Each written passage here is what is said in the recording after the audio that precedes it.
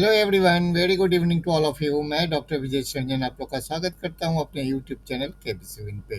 दोस्तों, आज 4th में है, एक नया वीडियो लेके आया हूं आप लोग के सामने। इस वीडियो में हम लोग कल यानी 3 मई और 4 मई यानी 3 और 4 मई का डेली करंट अफेयर्स के सिलेक्टेड और इम्पोर्टेंट क्वेश्चन को डिस्कस करने वाले हैं, जो हमें कौन होनहार करोड़पति के ट्रिपल एफ टेस्ट में जाने वाले हैं तो वहाँ भी काम आ सकते हैं, या केबीसी के जीके टेस्ट में जाने वाले हैं वहाँ भी आपको काम आ सकते हैं। तो चलिए शुरू करते हैं।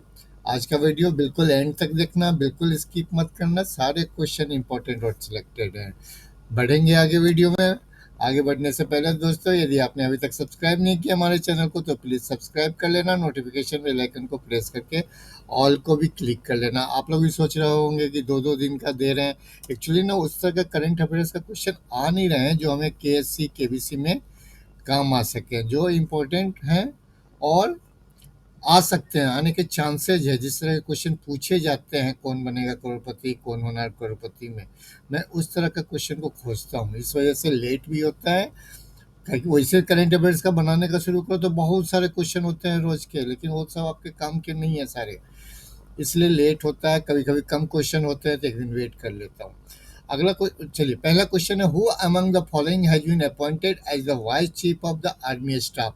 निम्नलिखित में से किसे थल सेना अध्यक्ष के रूप में नियुक्त किया गया है? तो ऑप्शन आपके सामने, V R Chaudhary, B S Raju, Manoj Kumar Mago, P के पुरवार। दोस्तों, ये इमेज है बी एस राजू का। इनको अभी अभी vice chief of army staff, इसको आप शॉर्ट में बोलते हैं we C O A S, भारतीय सेना के सैन्य संचालन महानिदेशक लेफ्टिनेंट जनरल बग्गावल्ली सोमेश्वर राजू, इनका पूरा नाम है बग्गावल्ली सोमशेखर राजू, को थल सेनाध्यक्ष के उप सेना मतलब vice chief of the army staff के रूप में नियुक्त किया गया है। यहाँ थोड़ा मिस्टेक है, थल सेनाध्यक्ष नहीं, वाइस चीफ, उप सेनाध्यक्ष। आगे चलते हैं, अगला क्वेश्चन है करंट अफेयर्स का। Who among the following has won bronze eight Asian badminton championship in Manila. Philippines की कैपिटल है मनीला, वहाँ चल रहा था Asian badminton championship. Quarter final में इन्होंने चाइनीज को हराया था। सेमीफाइनल में ये खेल रही थी जापान की थी शायद। ये तो आंसर आपको पता चल गया, पीवी संधू है। तो एक्चुअली जब पहला सेट जीत चुकी थी, दूसरे सेट में भी 14-11 से जब आगे थी तो कुछ बहस हो गई। बहस इस बात पे हो गई, मतलब नॉर्मल सी था कि ये सर्विस करने में लेट कर रही थी, क्योंकि इनके अपोजिशन में जो खेल रही थी जापान की अकाने यामागुची, वो तैयार नहीं दिख रही थी सर्विस लेने के लिए, इसलिए इन्होंने लेट किया। लेकिन अंपायर ने इनका 1 पॉइंट काट दिया, उनको दे दिया। अब इससे क्या हुआ कि ये डिस्टर्ब हो गई, डिस्टर्ब के बाद वो गेम हार गई और अगला गेम भी हार गई। इस तरह से इनको ब्रॉन्ज मिला। तो आपको मालूम होगा कि बैडमिंटन में जो दोनों सेमीफाइनल में जो लूजर होते हैं उनको ब्रॉन्ज दिया जाता है, दोनों को, और जो दोनों विनर होते हैं वो गोल्ड और सिल्वर के लिए खेलते हैं। तो यहाँ इन्होंने बाद में बोला कि मुझे मौका था जीतने का, मैं अच्छा कर रही थी, दूसरा सेट भी आगे चल रही थी, तो मैं डिस्टर्ब हो गई। हालांकि इन्होंने अपील भी किया आगे मुख्य अंपायर के पास, लेकिन कुछ नहीं हुआ। तो एक छोटी छोटी बातें जो होती है ना, आदमी की कंसंट्रेशन भंग कर देता है, जिसकी वजह से इन्होंने बोला था कि मैच जीत सकती थी इस बार। इससे पहले भी ब्रॉन्ज मेडल जीत चुकी हैं ये एशियन बैडमिंटनशिप में। चलिए, पीवी संधू है नाम इनका, याद रखिएगा। अगला क्वेश्चन है, which of the following state observe it's statehood day on the 1 मई। ये क्वेश्चन बहुत पहले हम लोगों ने महाराष्ट्र जीके में भी लिया था। निम्नलिखित में से किस राज्य ने 1 मई को अपना स्थापना दिवस मनाया है? तो ये महाराष्ट्र है, गुजरात है। पहले बॉम्बे स्टेट हुआ करता था, लेकिन 1 मई 1960 को जो बॉम्बे का एक्ट आया था, रीऑर्गेनाइजेशन एक्ट 1960, उसमें बॉम्बे स्टेट को महाराष्ट्र और गुजरात में बांटा गया था। महाराष्ट्र मराठी स्पीकिंग पीपल के लिए और गुजरात गुजराती स्पीकिंग पीपल के लिए। तो 1 मई को इन दोनों स्टेट अपना स्थापना दिवस मनाते हैं। अब चूंकि 1 मई की बात हो रही है तो एक क्वेश्चन और बता दूं, 1 मई को हम लोग कौन सा डे सेलिब्रेट करते हैं पूरे वर्ल्ड में? लेबर डे, मजदूर दिवस। अब मैं एक चीज और बता दूं, साथ में रशिया में बड़ी धूमधाम से मनाया जाता है ये 1 में। अगला क्वेश्चन है, senior IPS officer dash recently assume charge as India's new foreign secretary. देखिए, फॉरेन सेक्रेटरी का जो पोस्ट होता है ना, बहुत ही इम्पोर्टेंट पोस्ट होता है, बहुत ही इम्पोर्टेंट पोस्ट होता है। तो अभी सीनियर आईएफएस ऑफिसर विनय मोहन क्वात्रा को इसके लिए अपॉइंट किया गया। विनय मोहन क्वात्रा, ये जो पिक्चर देख रहे हैं विनय मोहन क्वात्रा का है। वरिष्ठ आईएफएस अधिकारी विनय मोहन क्वात्रा ने आज भारत के नए विदेश सचिव के रूप में पदभार ग्रहण किया है। और उन्होंने किसका स्थान लिया? इससे पहले जो फॉरेन सेक्रेटरी थे हर्षवर्धन श्रृंगला का स्थान लिया है। ये 1988 बैच के आईएफएस अधिकारी है। ये पहले नेपाल में भारत के राजदूत यानी एम्बेसडर भी रह चुके हैं एम्बेसी में। विनय मोहन यात्रा, आपको नाम याद रखना है। अगला क्वेश्चन है, PM Narendra Modi has inaugurated Semicon India conference 2022 at. कहाँ पे इन्होंने इनोग्रेट किया है सेमिकॉन इंडिया कॉन्फ्रेंस 2022 को? तो दोस्तों, आपके पास ऑप्शन है न्यू दिल्ली, वडोदरा, बेंगलुरु, सूरत। तो इन्होंने बेंगलुरु में, क्या है ये? सेमिकॉन। सेमिकॉन में क्या होने वाला है? कैटेलाइजिंग, इसका फुल फॉर्म है catalysing India semiconductor ecosystem. Semiconductor का बहुत डिमांड है, हम लोग डिपेंडेंट हैं दूसरे कंट्री के ऊपर, इसलिए मोदी जी का पहल है ये अपने देश में बनाया जाए। इसमें यदि हम लोग सफल हो गए तो बहुत आगे तक बढ़ सकते हैं। तो दोस्तों, ये बेंगलुरु में इसको इनोग्रेट किया गया है। क्वेश्चन इंपॉर्टेंट है।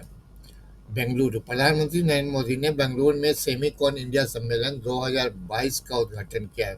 बड़ी हॉट टॉपिक है आजकल ये सेमीकंडक्टर, जिसका उद्देश्य ग्लोबल सेमीकंडक्टर हब बनाने, चिप डिजाइन करने, विनिर्माण परिस्थिति तंत्र को पोषित करने की भारत की महत्वाकांक्षा को शुरू करने के लिए लॉन्च पैड के रूप में कल्पना करना है। एक्चुअली मोदी जी का सपना है कि हमारा हब बने, हमारा देश सेमीकंडक्टर है। आपको मालूम है सबसे ज़्यादा जो सेमीकंडक्टर का प्रोडक्शन होता है चाइना और ताइवान, उसके बाद रशिया और यूक्रेन में। रशिया यूक्रेन अभी आपस में बिजी हैं दोस्ती करने में, तो अभी वहाँ सब मामला गड़बड़ है और चाइना, और इस वजह से सेमीकंडक्टर की कमी हो गई है। तो ये सोच अच्छी है, यदि सेमीकंडक्टर में हम लोग आगे बढ़ते हैं कि, क्योंकि हर एक चीज़ में चिप और सेमीकंडक्टर यूज होता है। कोई भी मिसाइल तिसाइल जो भी बनना है ना, सब में चाहिए, खूब चाहिए। तो इसका डिमांड हमेशा रहेगा। अगला क्वेश्चन है, Which of the following has recently announced a collaboration with the CDEC and Autonomous Scientific Society of Ministry of Electronics and Information Technology MEITI MEITY government of India? निम्नलिखित में से किसने हाल ही में भारत सरकार के इलेक्ट्रॉनिक्स एंड सूचना प्रौद्योगिकी मंत्रालय के एक स्वायत्त वैज्ञानिक समाज CDEC के साथ सहयोग की घोषणा की है? तो ये माइक्रोसॉफ्ट, गूगल, इन्फोसिस, क्वालकॉम। तो ये क्वालकॉम जो है वो गवर्नमेंट ऑफ इंडिया की जो ministry of electronics information technology है उनके साथ ये उन्होंने सहयोग की घोषणा की है, जो क्या क्या काम करेगी?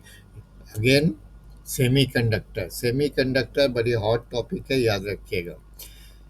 चलिए अगला, world tuna day is observe globally on dash every year. विश्व ट्यूना दिवस विश्व स्तर पर हर साल डैश को मनाया जाता है। दोस्तों, ये ट्यूना मछली है और बहुत ही इम्पोर्टेंट मछली है, इनका बहुत ही उपयोग होता है। दोस्तों, 2 मई को मनाया जाता है। विश्व ट्यूना दिवस हर साल 2 मई को विश्व स्तर पर मनाया जाता है। इस दिन की स्थापना संयुक्त राष्ट्र द्वारा टूना मछली के महत्व के बारे में जागरूकता बढ़ाने के लिए की जाती है। दोस्तों, इस मछली में विटामिन बी 12 बहुत प्रचुर मात्रा में पाया जाता है, जो हमारे शरीर में ताकत बढ़ाने का काम करता है। हमारा रेड सेल्स जो है उसको भी बढ़ाने में काम आता है, इम्यूनिटी बढ़ती है। उसके अलावा ओमेगा फैटी एसिड 3 वो भी पाया जाता है इसमें। यदि आप अपनी शक्ति बढ़ाना चाहते हैं तो उसके लिए भी ये, खून बढ़ाना चाहते हैं तब भी इस मछली का उपयोग है। और ख़ास करके इसमें कैंसर विरोधी, मतलब कैंसर न हो, इसके खाने से संभावना कम हो जाती है। तो वर्ल्ड ट्यूना डे, बहुत ही महंगी मछली है। जापान में सुशी वगैरह डिश शायद इसी से बनता है। चलिए आगे चलते हैं अगला क्वेश्चन की ओर। 8वां क्वेश्चन है, world laughter day was first celebrated in dash in Mumbai and was initiated by the founder of the laughter yoga movement doctor Madan Kataria. इस तरह का क्वेश्चन एक बार पूछा गया था कौन होना करोड़पति में। विश्व हंसी दिवस पहली बार मुंबई में डैश में मनाया गया था और लाफ्टर योग आंदोलन के संस्थापक डॉक्टर मदन कटारिया द्वारा शुरू किया गया था। तो ये कब शुरू किया गया था वो बताना है आपको दोस्तों। तो ये है 1998, 1998 में इसको शुरू किया गया था। वर्ल्ड लाफ्टर डे पहली बार 1998 में मुंबई में मनाया गया था और इसकी शुरुआत किसने की थी? लाफ्टर योग मूवमेंट के संस्थापक डॉक्टर मदन कटारिया ने की थी। अगला क्वेश्चन है, according to dash India among worst hit in pandemic economy will recover in 30। आपको पता है कि कोविड-19 के समय हमारी इकोनॉमी बिल्कुल ही खराब हो गई थी और बहुत बुरी तरह से हम लोग हिट हुए थे कोरोना की वजह से। काफ़ी, आप लोग को तो याद है जो दूसरा वेव आया था उसमें क्या हाल हुआ था। तो ये आरबीआई ने बोला है कि 13 साल में हमारी अर्थव्यवस्था बिल्कुल ही ठीक हो जाएगी। तो ये इम्पोर्टेंट क्वेश्चन है, किसने किया है, किसने बोला है? आरबीआई ने, रिजर्व बैंक ऑफ इंडिया, और इसके गवर्नर है Shaktikanta Das. RBI. The Reserve Bank of India in its latest report said India was one of the worst hit nations during the COVID-19 pandemic and that it will take up to 13 years for India to fully recover from the scars of the COVID-19 pandemic. भारतीय reserve bank ने अपनी नवीनतम report में कहा है कि भारत कोविड-19 महामारी के दौरान सबसे ज़्यादा प्रभावित देशों में से एक था और भारत को कोविड-19 के निशान से पूरी तरह से उबरने में 13 साल तक का समय लगेगा। चलिए अगला क्वेश्चन, 9th क्वेश्चन, नहीं लास्ट क्वेश्चन है। लास्ट क्वेश्चन है, ये छूट गया है, सही है, लास्ट क्वेश्चन है। Anshul Swamy has been appointed Managing Director and Chief Executive Officer of which small finance bank? Anshul Swami को किस लघु वित्त बैंक का प्रबंध निदेशक और मुख्य कार्यकारी अधिकारी नियुक्त किया गया है? तो ये इम्पोर्टेंट क्वेश्चन है। इसका आंसर है शिवालिक स्मॉल फाइनेंस बैंक। ये पहले आरबीएल बैंक के निदेशक थे और आरबीआई के द्वारा इनको कंफर्मेशन मिल गया है, अप्रूव कर दिया गया है कि ये ऑलरेडी मतलब बन सकते हैं शिवालिक स्मॉल फाइनेंस बैंक के मैनेजिंग डायरेक्टर। तो दोस्तों आज के वीडियो में बस इतना ही। मिलते हैं एक नए वीडियो के साथ, नए टॉपिक के साथ, कुछ इम्पोर्टेंट क्वेश्चन के साथ। तब तक के लिए थैंक यू वेरी मच। हाँ दोस्तों, एक इम्पोर्टेंट घोषणा दोस्तों, एक कमेंट्स बॉक्स में एक कमेंट था, क्वेश्चन था लक्ष्मण पाटिल जी का, उसका मैं लेना चाहता हूँ।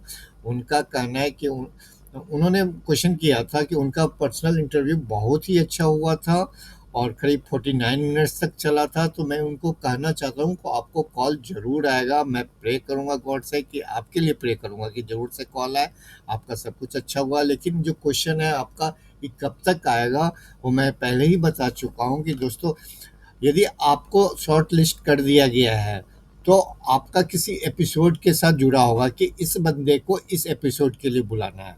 मान लीजिए केएससी का 40 एपिसोड आने हैं और आपका 5वें एपिसोड में नंबर है, तो जब पाँचवां एपिसोड टेलीकास्ट होगा उससे 15 दिन पहले आपको कॉल आएगा। इसलिए कहना मुश्किल है कि आप किस एपिसोड में आपका नाम होगा। यदि लास्ट वाले में एपिसोड में नाम होगा तो ये बहुत समय है। तो इसलिए आप उस चीज़ को भूल जाइए कि कब आएगा। यदि आपका अच्छा हुआ है तो अपने ऊपर कॉन्फिडेंस है आपको, आप एकदम विश्वास रखिए अपने ऊपर और तैयारी कीजिए, केवल कॉल आने से नहीं। आप बिल्कुल, बहुत सारे सब्जेक्ट हैं, बहुत कुछ कवर करना है। आप इतने दिनों से देख भी रहे होंगे केएससी कैसे क्वेश्चन पूछते हैं।